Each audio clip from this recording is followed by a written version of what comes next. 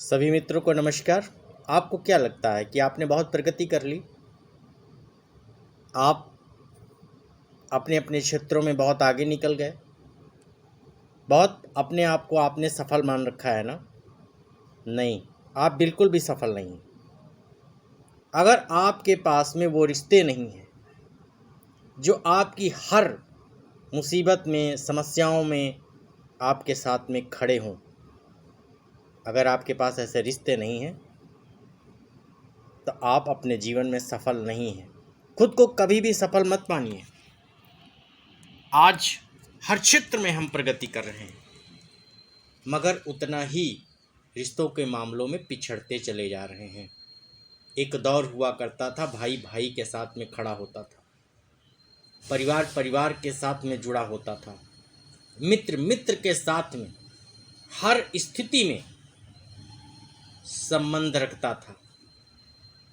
आज वैसा आपको दिखाई दे रहा है? गिने चुने रिश्ते ही सीमित रह गए हैं आपस में।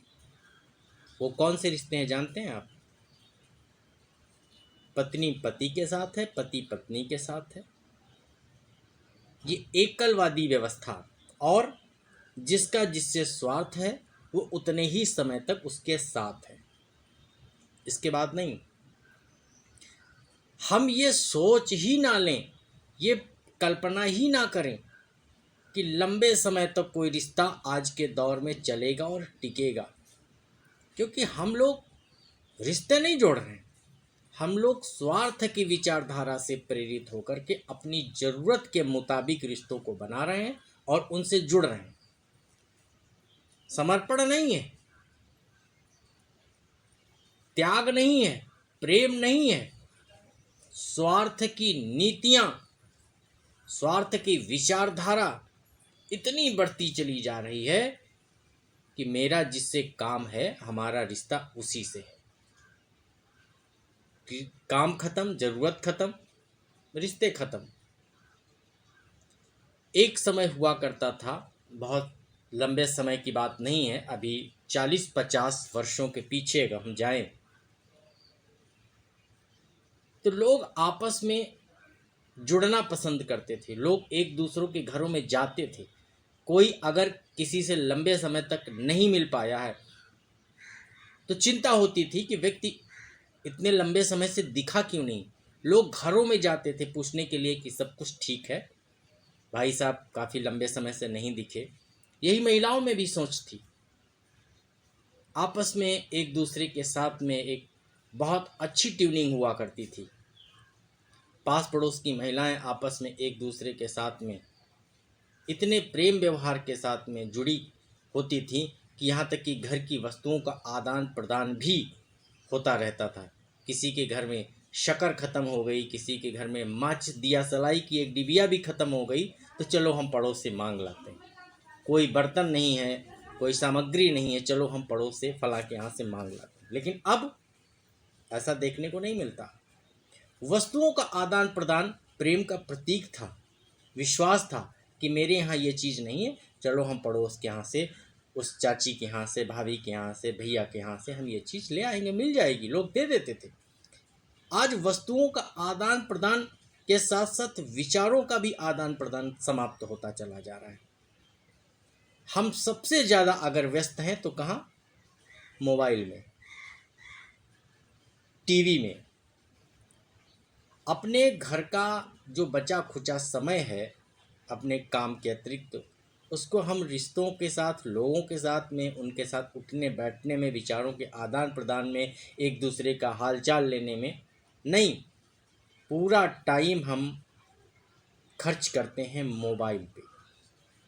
मोबाइल ही हमारा सब कुछ माई बाप हो चुका है। सारे रिश्ते मोबाइल पे हैं।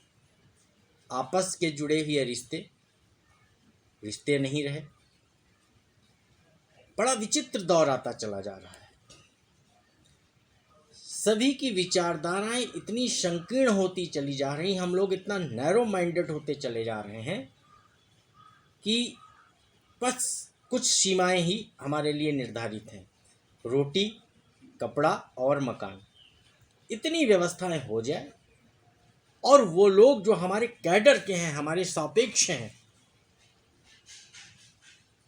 हम अगर 50 लाख की हैसियत रखते हैं तो 50 लाख रुपए की हैसियत वाले व्यक्ति के साथ में हम संबंध रखेंगे। ये सोच, हम उस व्यक्ति से संबंध रखना पसंद नहीं करेंगे जिसका आर्थिक स्तर कमज़ोर है, जो गरीब है, उसके सापेक्ष हम रिश्ता नहीं रखना चाहते, क्योंकि हमें शर्म आती है। कैडर आ गया। पहले के रिश्तों में कैडर नहीं हुआ करता था, दिल से लोग जुड़े होते थे, आपस में मिलते थे, बहुत प्रेम से मिलते थे। हम लोग अब सिर्फ औपचारिकताएं कर रहे हैं। कोई मिल भी जाता और सब ठीक, सामने वाला भी कहता और सब ठीक, क्योंकि पूछने वाला भी कोई मदद नहीं कर सकता और बताने वाला भी ये जानता है कि ये मात्र औपचारिकता है, बस और सब ठीक तक ही सीमित हो गया। लेकिन हर व्यक्ति कभी ना कभी इस पीड़ा को महसूस करता है। जब उसको जरूरत पड़ती है, जब वो किसी बुरी परिस्थिति में फंसा होता है, कोई ऐसा कष्ट उसके जीवन में होता है, तब उसे रिश्तों की अहमियत समझ में आती है कि हमने कमाया क्या और हमने खोया क्या। सास बहू का तालमेल नहीं, खत्म होता चला जा रहा है।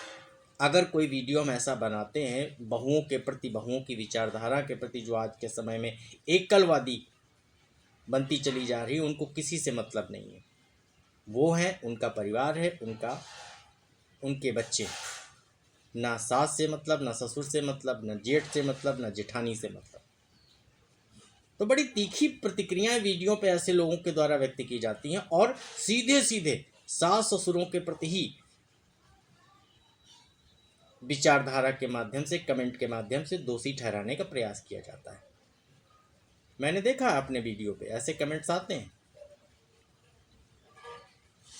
पहले क्या था, पहले मोबाइल का युग नहीं था, विचारों का आदान प्रदान सीमित था। घर में कितनी भी विपरीत परिस्थितियां हों या लड़ाई झगड़ा हो जाए या कुछ भी हो, सभी के घरों में चलता है।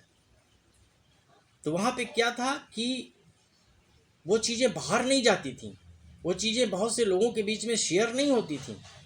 अब क्या है, ज़रा सा भी कुछ घर में हुआ, मोबाइल कान में लगाया, सारी वस्तु स्थिति, सारे घटनाक्रम की जानकारी, फला ने ये कहा, उन्होंने ये कहा, उनकी ये टिप्पणी थी, उनके ये विचार थे, वो शेयर हो गया। अब क्या है, जो जिससे जुड़ा हुआ है लंबे समय तक, स्वाभाविक है उसका उसके प्रति लगाव होगा, वो उसकी ही विचारधारा को, बात को सही मानेगा और उसके अकॉर्डिंग ही ट्यूशन देगा। आपने विचार शेयर किया, आज तो मेरे यहाँ ये हुआ, आपको उसके अकॉर्डिंग आपके व्यक्ति ने ट्यूशन दे दी। आपको वो चीज़ बिल्कुल सही लगी कि नहीं नहीं बिल्कुल सही है, जो बताया गया वही मुझे करना है, और आप उसके अकॉर्डिंग करने लगे। अब क्या है, ट्यूशन तो आप ले रहे हैं, लेकिन उस ट्यूशन के कितने दुष्परिणाम हो रहे हैं ये आपने कभी महसूस किया है? और दूरियां बढ़ती चली जाएंगी। कभी आपने प्रयास किया है कि हम कुछ समय, कुछ मिनट, कुछ घंटे अपने लोगों के साथ में बैठें? जब हम बैठ ही नहीं रहे लोगों के साथ में, हम अपने मोबाइल के साथ में व्यस्त हैं, आप अपने मोबाइल के व्यस्त हैं, हमने अपने आप को एक 25 डिग्री एसी पे चला के, एसी चला के एसी कमरे में बंद कर लिया, मोबाइल ले लिया। हम किसी के पास जब बैठ ही नहीं रहे हैं तो आपस में विचारों का समन्वय ही नहीं हो रहा है। ना हम किसी की जान पा रहे हैं, ना अपनी हम बता पा रहे हैं, ना किसी को समझ पा रहे हैं, ना अपने आप को समझा पा रहे हैं। बस एक धारणा बना रहे हैं, कॉन्सेप्ट है कि फला व्यक्ति बुरा है, फला व्यक्ति अच्छा नहीं है, फला के विचार गंदे हैं, फला की निगेटिव मानसिकता है, फला ने ये किया, फला ने वो किया। सिर्फ एक कल्पना लोक में हम जी रहे हैं और अपनी अपनी विचारों के हिसाब से लोगों के प्रति धारणा बनाते चले जा रहे हैं। रियलिटी क्या है, रियलिस्टिक लाइफ में हम जीने का प्रयास नहीं करते। सच्चाई तभी पता चलेगी हम जब कुछ समय, कुछ घंटे लोगों के साथ में व्यतीत करेंगे। लेकिन नहीं, हम अपने युग में जी रहे हैं, अपनी विचारधाराओं से जी रहे हैं। ना हमें किसी से मिलना पसंद है, ना किसी के पास में बैठना पसंद है। सब कुछ मोबाइल पे कम्युनिकेशन से नहीं होता, प्रत्यक्ष रूप से भी लोगों से संपर्क जोड़ना पड़ेगा। और तभी हम जीवन के वास्तविक आनंद को प्राप्त कर सकते हैं। समाज में जुड़ करके, सामाजिक हो करके, धरातल स्तर पर लोगों के साथ में कम्युनिकेट करना पड़ेगा। अपने आप को कमरे में बंद करके 25 डिग्री पे, 18 डिग्री पे एसी चला के, मोबाइल ले करके हम सोचे कि हम सामाजिक हो जाएं, तो ये नितांत कोरी कल्पना है।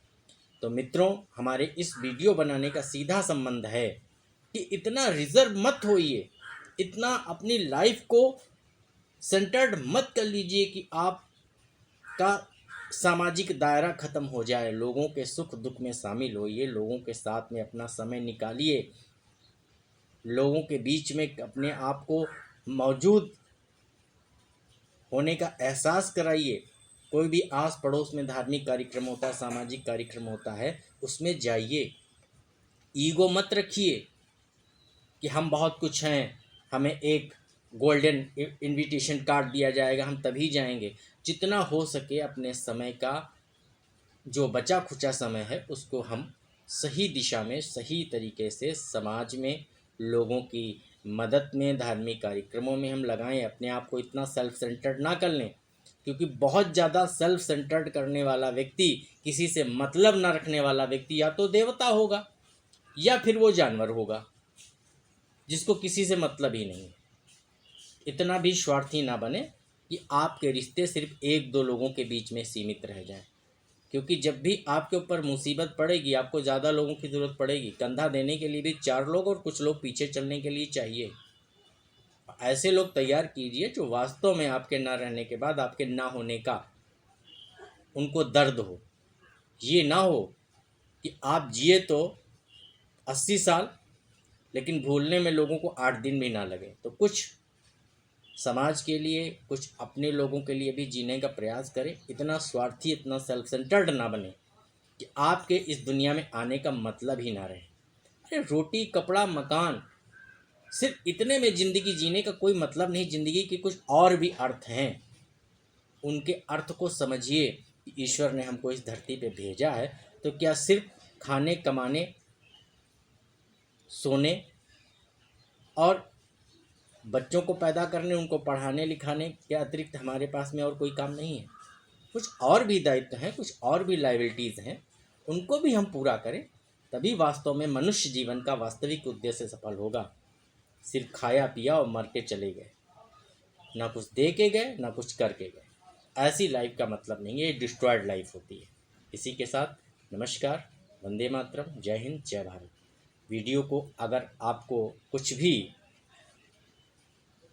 समझ में आया हो, मेरे विचारों से यदि आप सहमत हो, तो कमेंट ना करें, अपने जीवन में आत्मसात करें, क्योंकि कमेंट का कोई मतलब नहीं है। और भद्दे और अभद्र कमेंट मुझे अपने वीडियो पे कतई भी पसंद नहीं। अगर आप मेरे विचारों से सहमत नहीं हैं तो कोई ज़रूरत नहीं है उनको फॉलो करने की। ये मेरा अपना विचार है, आपके विचार भिन्न भी हो सकते हैं।